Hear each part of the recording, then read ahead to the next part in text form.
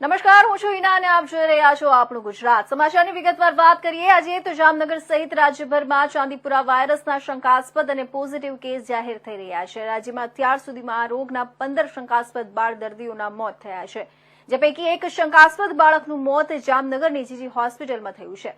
આ બાળ દર્દી દેવભૂમિ દ્વારકાનું હોવાનું જાહેર થયું છે. જીજી હોસ્પિટલ સત્તાવાળાઓના જણાવ્યા અનુસાર આ હોસ્પિટલમાં ચાંદીપુરા વાયરસના કુલ 5 દર્દીઓને સારવાર આપવામાં આવી રહી છે. તે પૈકી એક બાળ દર્દીનું આજે વહેલી સવારે સારવાર દરમિયાન મોત થયું હતું. આ બાળ દર્દીને દ્વારકા જિલ્લામાંથી સારવાર માટે જામનગરની જીજી હોસ્પિટલમાં લાવવામાં આવ્યું હતું. ત્યારબાદ આ બાળકનું સારવાર દરમિયાન મોત થયું છે. આ ઉપરાંત જીજી હોસ્પિટલમાં અત્યારે ચાંદીપુરા વાયરસના શંકાસ્પદ કેસ એવા અન્ય 4 બાળ દર્દીઓ આઈસીયુમાં સારવાર હેઠળ છે. આ બાળ દર્દીઓની સારવાર આજે સાથે જ એમના સેમ્પલ પૂના લેબોરેટરી ખાતે મોકલવામાં આવ્યા છે. રિપોર્ટ આવવાનો સમયગાળો 21 દિવસનો હોય છે.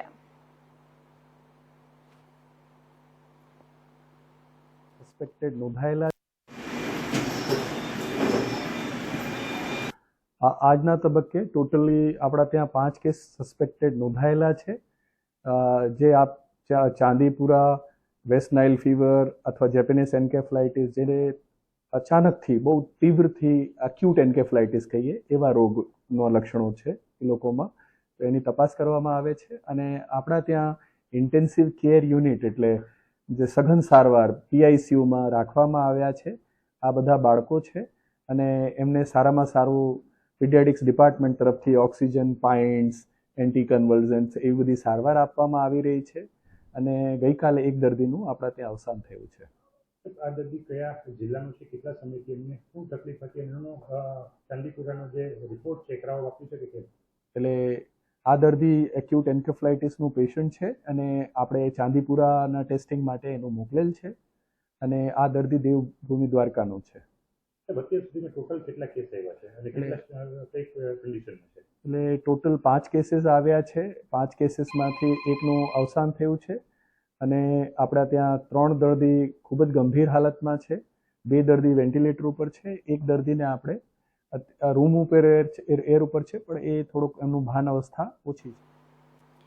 રાજ્યમાં વાયરલ એન્સેફાલિટીસના શંકાસ્પદ કેસો સંદર્ભે આરોગ્ય મંત્રી ઋષિકેશ પટેલે સાબરકાંઠા જિલ્લાની મુલાકાત લીધી હતી. આરોગ્ય મંત્રી GMERS મેડિકલ કોલેજ હિંમતનગર ખાતે વાયરસ એન્સેફાલિટીસની સારવાર લઈ રહેલા બાળ દર્દીઓને મળ્યા હતા અને આરોગ્ય તપાસણી કરી હતી. સરકાર ચાંદીપુરા રોગને રોકવા માટે સંકલ્પબદ્ધ છે. મંત્રીએ સાબરકાંઠા જિલ્લામાં વાયરલ એન્સેફાલિટીસના શંકાસ્પદ કેસોની સારવાર, વ્યવસ્થાપન અને ઉપચારાત્મક પાસાઓની વિગતવાર સમીક્ષા કરી હતી. જિલ્લાના તમામ ગામડાઓમાં દવાનો છંટકાવ કરવા સૂચન કર્યું હતું.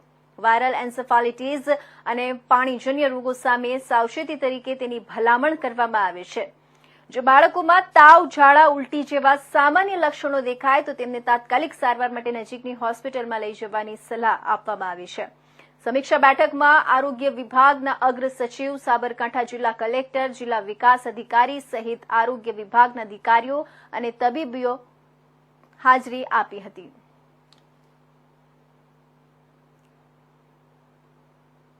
માં તો વાયરસ ચેપી હતો અને એ ચેપના કારણે ખૂબ બધો ભયનો માહોલ અને હકીકતમાં ખૂબ પેન્ડેમિક હતું. પરંતુ આ જે ચાંદીપુરમ વાયરસની વાત થઈ રહી છે, હજુ પણ એમાં ચાંદીપુરમના કારણે તમામ ગુજરાતમાં આવતા કેસ સસ્પેક્ટેડ તરીકે આપણે ટ્રીટ કર્યા છે, પરંતુ ચાંદીપુરમના કારણે જ થાય એવું નથી. એન્સેફેલાઇટિસમાં બીજા કારણોસર પણ આ પ્રકારના તાવ, ખેંચ આવવી, ઝાડા ઉલટી થવી એવું શક્ય છે. આપણા ત્યાં અત્યાર સુધીમાં જે ટોટલ 7 ટેસ્ટ માટે મોકલ્યા હતા, 7ના રિઝલ્ટ આવ્યા છે. રિઝલ્ટ ટેસ્ટિંગ માટે તો વધારે મોકલ્યા હતા પૂના, પણ 7માંથી 6 નેગેટિવ છે ને એક જ ચાંદીપુરમ કન્ફર્મ થયો છે. એટલે ચાંદીપુરમના કારણે જ આ પ્રકારના લક્ષણો ધરાવતો તાવ નાના બાળકોમાં આવે છે કે એવું વધારે પડતું છે. પરંતુ એન્સેફેલાઇટિસમાં તમામ પ્રકારની જે એડવાઇઝરી કે કોમન એડવાઇઝરી, જેમ સિમ્પ્ટોમેટિક કોરોનામાં પણ ટ્રીટમેન્ટ થતી હતી, એ જ રીતે આમાં પણ સિમ્પ્ટોમેટિક ટ્રીટમેન્ટ આપણે કરવાની રહે છે. તાવ હોય, ખેંચ છે કે મગજ ઉપર સોજો આવે, ઝાડા ઉલટી થાય, તો જે પ્રકારના લક્ષણો દેખાય એ પ્રકારની ટ્રીટમેન્ટ આમાં કરવાની રહે છે. પીડિયાટ્રિશિયનો અને નિષ્ણાતો સાથે વાત કર્યા પછી એક કોમન પ્રોસિજર ફોલો કરવાનું લગભગ દરેક જગ્યાએ એક સરખી આ મેં કહ્યું તેમ સિમ્ટમેટિક ટ્રીટમેન્ટની દરેક જગ્યાએ શરૂઆત પણ થયેલી છે ને એ પ્રમાણે જ અત્યારે સારવાર થઈ રહી છે. અને હિંમતનગરની અંદર આપણી GMERSમાં લગભગ 14 કેસો અત્યાર સુધીમાં એડમિટ થયા છે, જેમાં 6ના ડેથ થયા છે. અત્યારે 7 દાખલ છે અને એકને ડિસ્ચાર્જ પણ આપણે કર્યું છે. અને આજે મેં જે જોયું એ પ્રમાણે 3 બાળકો સ્ટેબલ છે અને 3 બાળકો PICUમાં છે. એટલે એકંદરે હવે ગુજરાતની અંદર આની અવેરનેસ સાથે સમગ્ર રાજ્યની અંદર તમામ ગામોમાં ડસ્ટિંગની, સ્પ્રેઇંગની અને કાચા ઘરો છે ત્યાં ખાસ આ ડસ્ટિંગ અને સ્પ્રેઇંગની કામગીરી કરવાના આદેશો આપવામાં આવ્યા છે. સાથે ઉકરડા હોય, આંગણવાડી, સ્કૂલ્સ અને આખા રાજ્યની અંદર એક પણ ગામ આપણે એવું બાકી નથી રાખવાના જેના કારણે કોઈ પણ પ્રકારનો વેક્ટર બોર્ન ડિસીઝીસ એટલે પાણીજન્ય રોગ એ ના થાય ને એને પ્રિવેન્ટ કરી શકાય એના માટે ગુજરાતના તમામ ગામોમાં એક મુહિમ ઉપાડવામાં આવી છે. સાબરકાંઠા અને જે 23 તાલુકાઓમાં આપણને જોવા મળ્યું છે ત્યાં આગળ આપણે પહેલી કામગીરી કરીએ છીએ. એની સાથે તમામ ગામોની અંદર અને હવે એના અવેરનેસ માટેના કેમ્પેઇન અને અવેરનેસ માટેની તમામ લોકો સુધી આની માહિતી પહોંચે એના તમામ પ્રયાસો રાજ્ય સરકાર દ્વારા કરવામાં આવે છે. આદરણીય ભૂપેન્દ્રભાઈ પટેલ મુખ્યમંત્રીશ્રીના અધ્યક્ષ સ્થાને સમગ્ર રાજ્યમાં આપણે તમામ કલેક્ટરશ્રી, DDOશ્રી, CDHOશ્રી, કોર્પોરેશનના અધિકારીઓ અને મેડિકલ કોલેજના ડીન્સ અને ફેકલ્ટી વગેરે સાથે ખૂબ બૃહદ ચર્ચા થઈ.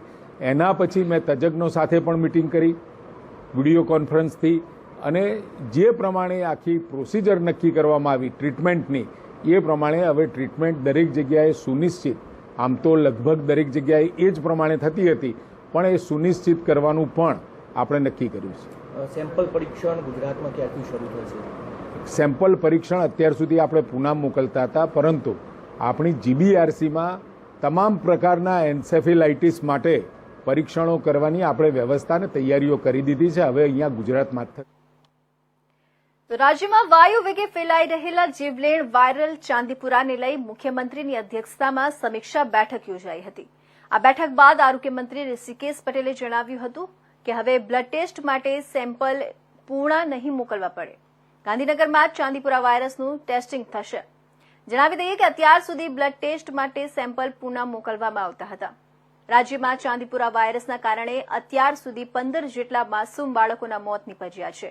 આ બેઠકમાં આરોગ્ય મંત્રી ઋષિકેશ પટેલ, વિવિધ હોસ્પિટલના ડોક્ટર્સ અને આરોગ્ય વિભાગના અધિકારીઓ હાજર રહ્યા હતા.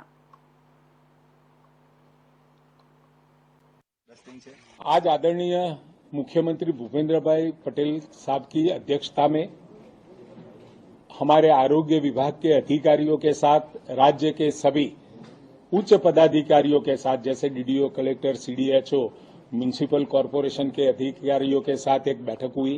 वीडियो कॉन्फ्रेंस के माध्यम से उनसे बात भी हुई.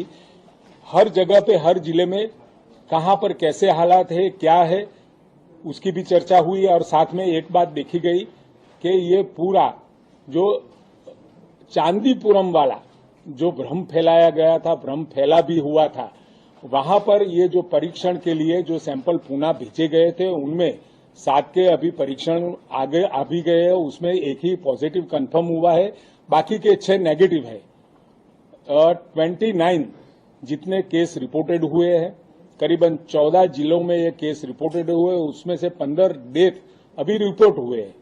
मतलब कि ये वायरल एन्सेफेलाइटिस जो मगज के ताव के कारण मगज में एक प्रकार का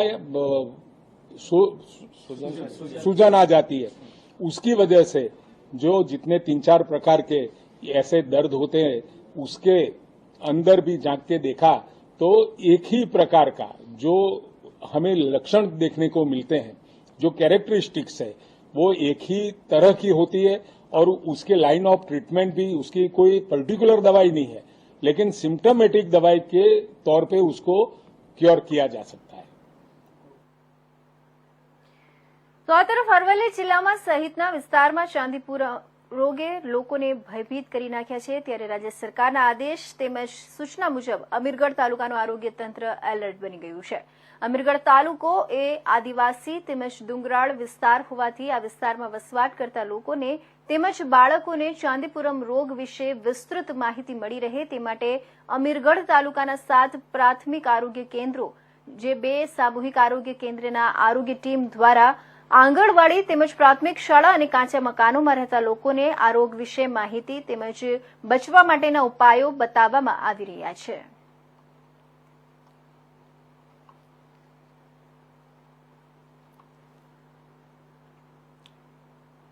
રોજ અમીરગઢ પ્રાથમિક શાળા નંબર 1 ની અંદર તાલુકા દ્વારા તાલુકા હેલ્થ ઓફિસર સાહેબ આવ્યા અને પ્રાર્થના સભાની અંદર એમને ચાંદીપુરા વાયરસ વિશે એમને સમજાવ્યું અને એનાથી બચવાના અમને ઉપાયો બતાવ્યા અને દરેક બાળકને ઘરે જઈને શું કરવું એના વિશે પણ અમને સારી માહિતી આપી.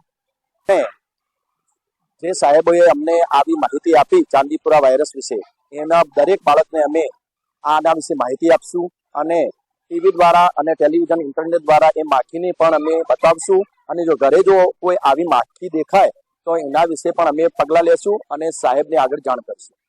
અત્યારે ગઈકાલે માનનીય સીએમ સાહેબે જે આરોગ્યની વિડીયો કોન્ફરન્સ કરી છે, આ વિડીયો કોન્ફરન્સમાં જે સૂચનાઓ ચાંદીપુરમ વાયરસના અટકાયત પગલા માટે એમને જે આદેશ આપ્યા છે, આ પ્રમાણે અમીરગઢ તાલુકાના અંદર આપણા 7 પ્રાથમિક આરોગ્ય કેન્દ્ર અને 2 સામૂહિક આરોગ્ય કેન્દ્રના અંદર રોગથી અટકાવત માટેના જે પણ પગલા છે એની કાર્યવાહી આજથી ચાલુ થઈ ગઈ છે. આજે દરેક સ્કૂલ અને આંગણવાડીના અંદર બાળકોને આ રોગ વિશે વિસ્તૃત માહિતી સાદી ભાષામાં આપવામાં આવી છે. આરોગ્યના કાર્યકર દરેક હાઉસ ટુ હાઉસ વિઝિટ કરી અને કેટલા કાચા ઘર છે એમની માહિતી લે છે, કેટલા ઘરના તિરાડો છે જેને પૂરવાની જરૂર છે એની માહિતી લે છે, ગંદકીથી બચવાના ઉપાય અને એવા રોગના કોઈ પણ લક્ષણોવાળા 14 વર્ષ સુધીના બાળકો જણાય તો એમને જે પ્રાથમિક સારવાર આપીને રેફર કરવાનું છે એની માહિતી એકત્રિત કરી રહ્યા છે. આવનાર 2 દિવસના અંદર દરેક ઘરની મુલાકાત લઈ આ તમામ માહિતી ભેગી કરવામાં આવશે અને જે પણ એનું ફીડબેક આવશે એના ઉપર તાત્કાલિક એક્શન લેવા. તો પાલનપુર નગરપાલિકાની કારોબારીની બેઠકમાં પાલિકાની લીઝ પર આપેલી દુકાનોના ભાડામાં અંદાજિત માસિક ₹288 જેટલો વધારો કરવાનો ઠરાવ કરવામાં આવતા વેપારીઓમાં ભારે રોષ જોવા મળી રહ્યો છે, જેથી વેપારીઓ દ્વારા પાલિકાને રજૂઆત કરવામાં આવી છે. જે રજૂઆતના અંતે કોઈ યોગ્ય નિર્ણય નહીં આવે તો વેપારીઓ દ્વારા દુકાનો બંધ રાખી પાલનપુર બંધ પાડવાની ચીમકી ઉચ્ચારવામાં આવી છે. પાલનપુર નગરપાલિકા કારોબારી ચેરમેન પિયુષ પટેલ અને નગરપાલિકા ચીફ ઓફિસર નવનીત પટેલની ઉપસ્થિતિમાં પાલિકા ખાતે ગુરુવારે કારોબારીની બેઠક યોજાઈ હતી, જેમાં જુદા જુદા 9 મુદ્દાઓને વંચાણે લેવામાં આવ્યા હતા.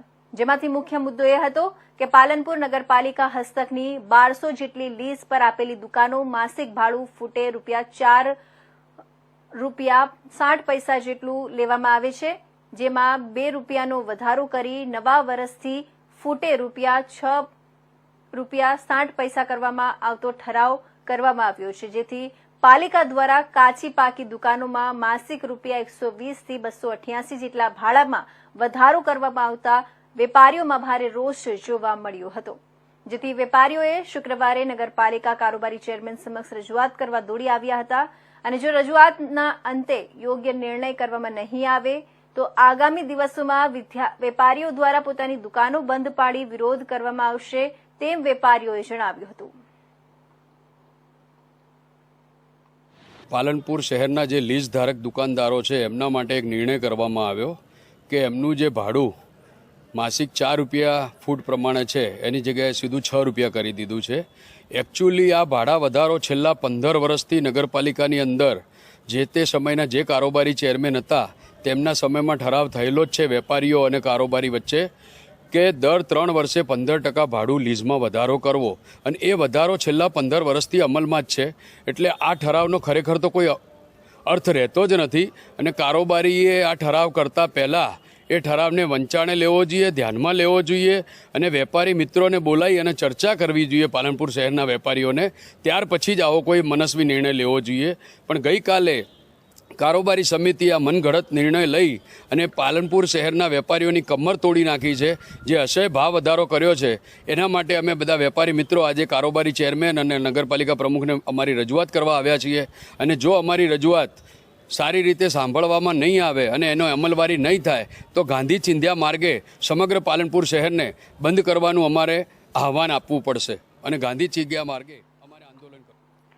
તો કેશોદ તાલુકાના સિલોદર ગામે ઉપરવાસમાં ભારે વરસાદને કારણે નોરી નદીમાં ઘોડાપુર આવતા મુખ્ય રૂટ પર પાણી ફરી વળતા સંપર્ક વિહોણું બની ગયું છે અને કેશોદ તાલુકા મથક સુધી કોઈપણ પ્રકારના વાહનો કે કોઈ વ્યક્તિ આવજાવ કરી શકે નહીં એવી કફોડી સ્થિતિ નિર્માણ થઈ છે.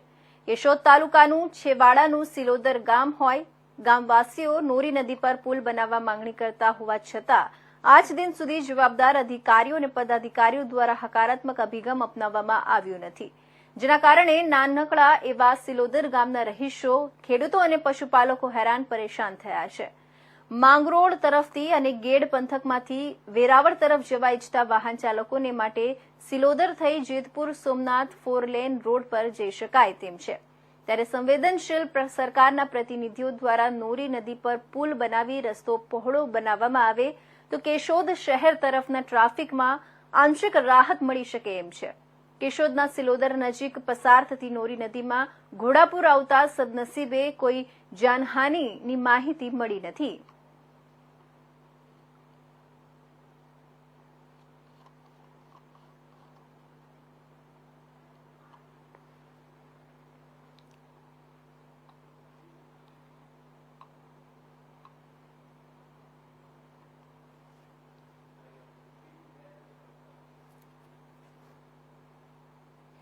તો રાજ્યમાં પાડોશમાં આવેલા સંઘ પ્રદેશ દાદરા નગર હવેલીમાં પણ વરસાદી માહોલ જામ્યો છે. સવારથી સાંજ સુધી પ્રદેશમાં વાદળછાયા વાતાવરણ વચ્ચે છૂટોછવાયો હળવો વરસાદ વરસ્યો હતો. જોકે મોડી રાત્રે સિલવાસ અને આસપાસના વિસ્તારમાં ભારે વરસાદ વરસ્યો હતો. સિલવાસ, સામરવણી અને આસપાસના વિસ્તારમાં ભારે વરસાદના કારણે થોડા સમયમાં જ રસ્તાઓ પાણી થઈ ગયા હતા અને વલસાડ જિલ્લાની સાથે સંઘ પ્રદેશ દમણ અને દાદરા નગર હવેલીમાં પણ હવામાન વિભાગે ભારે વરસાદની આગાહી કરી હતી.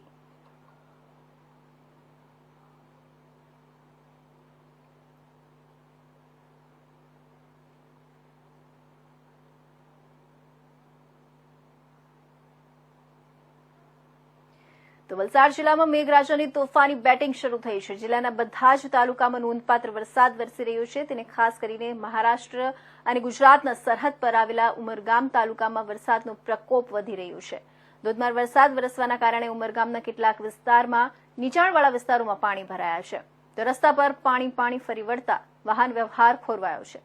આ સાથે કેટલાક દુકાનો અને મકાનોમાં પણ પાણી ભરાઈ જવાના કારણે ભારે મુશ્કેલીનો સામનો લોકો કરી રહ્યા છે. સતત વરસી રહેલા વરસાદના કારણે પાણીનો જમાવડો વધી રહ્યો છે, જેથી રોજિંદા જીવન પર ભારે અસર પડી રહી છે. બીજી બાજુ વલસાડમાં પણ છેલ્લા 2 કલાકમાં 2 ઇંચ જેટલો વરસાદ વધતા મુખ્ય માર્ગો પર પાણી ભરાયાના દ્રશ્ય સર્જાયા છે.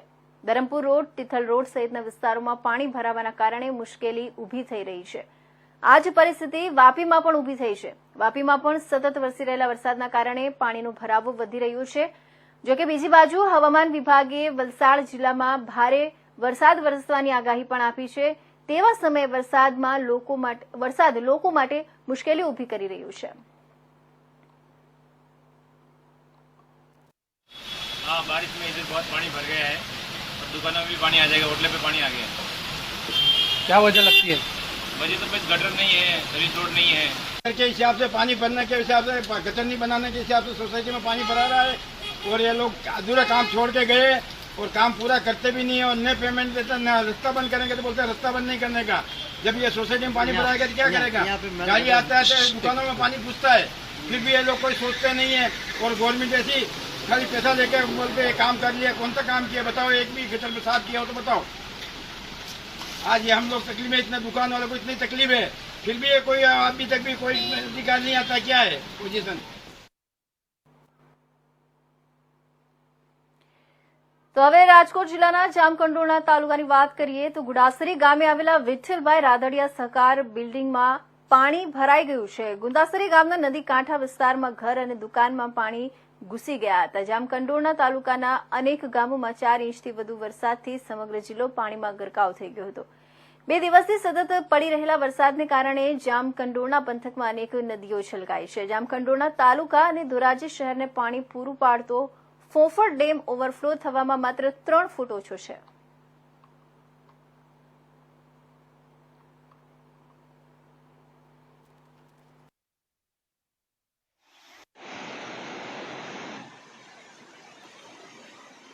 વિસ્તારોમાં પૂરની સ્થિતિ સર્જાઈ છે. ખાસ કરીને વાપીના ગુંજન વિસ્તારમાં પાણી ભરાયા છે અને બલીથાના પણ અનેક વિસ્તારોમાં પાણી ભરાઈ ગયા છે. નેશનલ હાઈવે નંબર 48 પર પાણી ભરાઈ જવાના કારણે ટ્રાફિક અને જવાનોને મુશ્કેલી પડી રહી છે. બીજી તરફ વાપી પૂર્વ અને પશ્ચિમને જોડતો અંડરપાસ ભારે પાણી ભરાવાના કારણે બંધ થઈ ગયું છે, જેના કારણે લોકોને લાંબી મુસાફરી કરવી પડે છે. તેમ છતાં આ પાણી ભરાયેલા વિસ્તારમાંથી અનેક બાઇક સવારો તેમની બાઇક સાથે પસાર થતા જોવા મળ્યા હતા, તો અનેક લોકોની બાઇકો ભાંધી દેવામાં આવતા મુશ્કેલી વધી હતી. આજે વલસાડ જિલ્લામાં ભારે વરસાદની આગાહી વચ્ચે વહીવટી તંત્ર પણ એલર્ટ પર છે અને વરસાદના કારણે લોકોને સલામત સ્થળે ખસેડવાની વ્યવસ્થા પણ કરવામાં આવી છે. તો આ ડીઆરએફની ટીમ એક વલસાડમાં પણ તૈનાત કરવામાં આવી છે.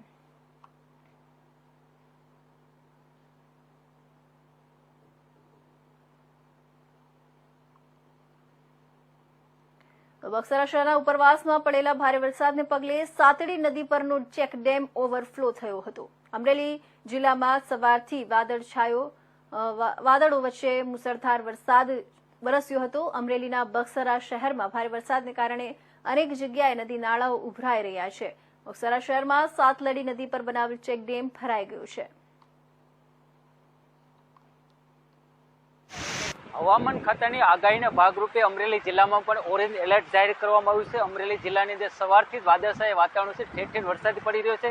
ત્યારે વાત કરીએ આપણે અમરેલી જિલ્લાના બગસરા શહેરની, તો બગસરા શહેરમાં પણ બપોર બાદ એકાએક વાતાવરણમાં પલટો આવ્યો હતો અને ધોધમાર વરસાદ પડ્યો. ધોધમાર વરસાદ પડવાના કારણે ઠેર ઠેર નદી નાળા છલકાયા હતા.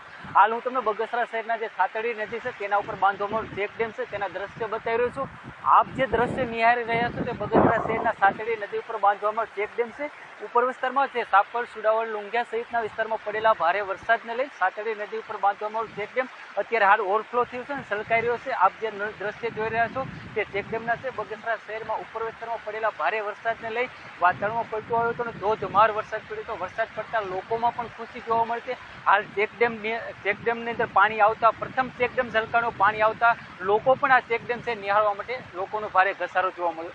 Ashok Manvar, India news. તો આગળ વાત કરીએ, કાલાવડ શહેર અને તાલુકાના ગ્રામ્ય વિસ્તારોમાં વીજળીના કડાકા સાથે વરસાદ વરસ્યો હતો. હવામાન વિભાગની આગાહી મુજબ કાલાવડ શહેર અને ગ્રામ્ય વિસ્તારોમાં મુસળધાર વરસાદ પડી રહ્યો છે. સવારથી જ આકાશ વાદળછાયું હતું અને એકદમ વાદળછાયું હતું. શહેરમાં મુસળધાર વરસાદને પગલે વાતાવરણમાં ઠંડક પ્રસરી જતા લોકોને ગરમીમાંથી રાહત મળી હતી. તાલુકાના નિકવા, આણંદપર, નાના વડાણા, પટામેઘપર, શશાંગ, મોટા વડાલા, ખરેડી સહિતના ગામમાં વાવણી માટે વરસાદ પડતા ખેડૂતો ખુશ છે.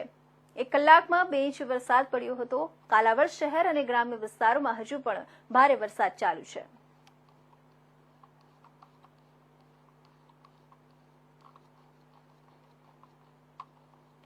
તો આ તરફ વાત કરીએ, બક્સરા શહેર અને ગ્રામ્ય વિસ્તારમાં વાતાવરણમાં પલટો આવ્યો છે. ધોધમાર વરસાદ પડ્યો છે. બક્સરા તાલુકાના નાના મોટા મુજિયાસર, માણેકવાડા, રફાળા, સાપર, સુડાવડ સહિત ગામોમાં સાર્વત્રિક વરસાદ પડ્યો છે.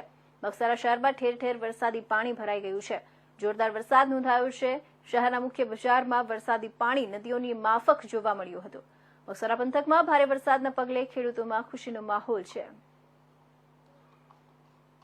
આજના રોજ બગસરામાં લગભગ 1.5 કલાકથી સતત ધોધમાર વરસાદ પડે છે અને એક પણ નુકસાની કે પવન કે કોઈ પણ વસ્તુ વિના મીઠી ધારે એક ધારો વરસાદ પડે છે. તો ખેડૂતો પણ ખુશખુશાલ છે અને જ્યારે જરૂર પડ્યો ત્યારે વરસાદ આવી જશે. આમ 15 દિવસ લેટ થયો વરસાદ, પણ વાવણી પણ ખેડૂતોને બગસરા તાલુકામાં સરસ થઈ અને પાછો ઉગી ગયું, બધી વાવણી સરસ ઉગી ગઈ અને પાછો મેઘરાજા રીઝવા છે અને ખેડૂતો ખુશખુશાલ છે અને આનંદ છે. તો આ તરફ વાત કરીએ માળિયા હાટીનાની. માળિયા હાટીનાના બનાવની વિગત મુજબ હાલ ચોમાસા પૂર બહાર પૂર બહારમાં છે અને મેઘરાજા ઝંઝાવાતી બેટિંગ કરતા હોય તેવું સમગ્ર ગીરના નદી નાળા તોફાની બન્યા છે. બંને કાંઠે તોફાની રીતે વહી રહ્યા છે. ત્યારે માળિયા હાટીના તાલુકાના કાતરાસા ગામ નજીક વહેતી રજમી નદી પણ પૂરજોશમાં વહી રહી છે. ત્યારે મોડી સાંજે નદીના બેઠા પુલ પરથી નદીમાંથી પસાર થતી ઇકો કાર તણાઈ હતી, જેમાં સવાર ભરતભાઈ નાથાભાઈ ગુજરાતી નામનો 45 વર્ષીય યુવાન પણ તણાઈ જતા લાપતા થયો હતો, જેની હાલ સ્થાનિકો દ્વારા શોધખોળ હાથ ધરાઈ છે અને વધુમાં તંત્રને જાણ કરવામાં આવી છે. સ્થાનિકો દ્વારા હાલ આ કારણે ગાડિયા ફસાવી આ કારને નજીકમાં સપોર્ટ સાથે દોરડા વડે બાંધવામાં આવી છે.